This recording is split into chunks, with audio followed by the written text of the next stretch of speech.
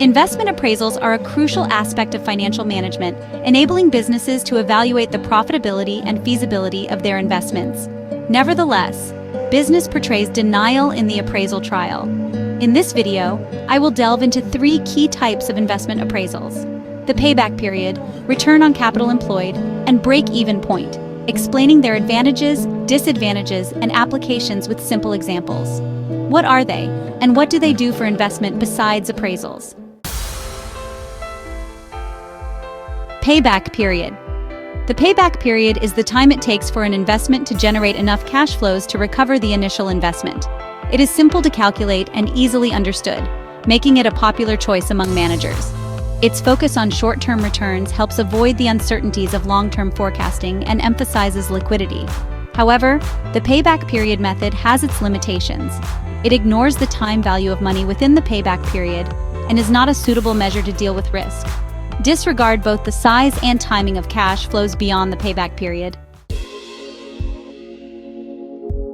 Return on capital employed is a fundamental measure of business performance. It illustrates the relationship between the operating profit generated during a period and the average long-term capital invested in the business.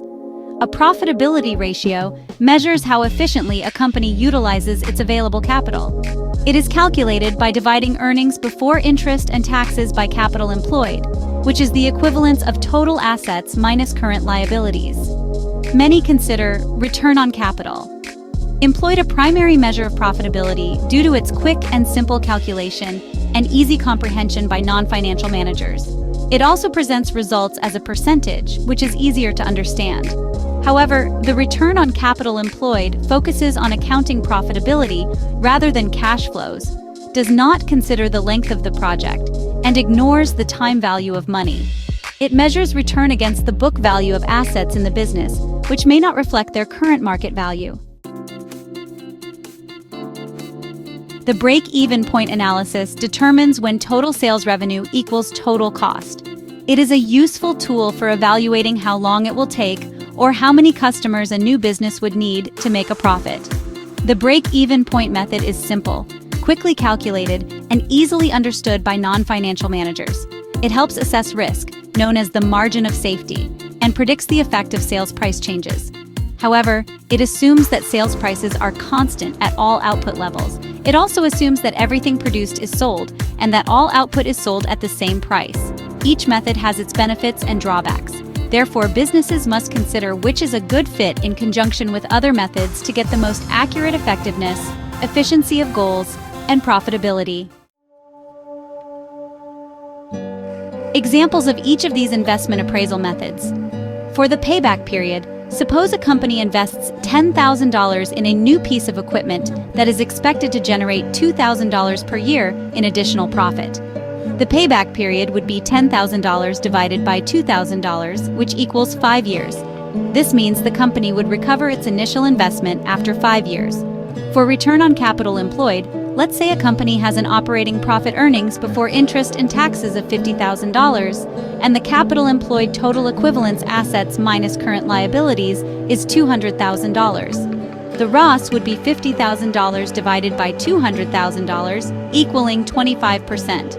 This means that for every dollar of capital employed, the company generates a return of 25 cents on the dollar.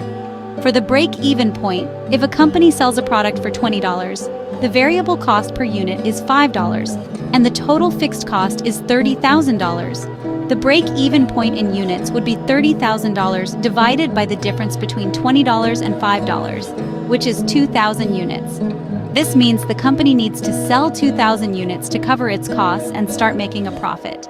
These are simplified examples, and business scenarios can be much more complex. Also, these methods should not be used in isolation, but in conjunction with other financial metrics and considerations to make informed investment decisions.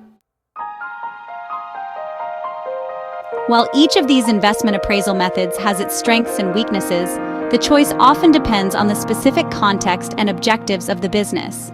Businesses focused on liquidity prefer the payback period method, while others looking at long-term profitability might find the return on capital employed more useful.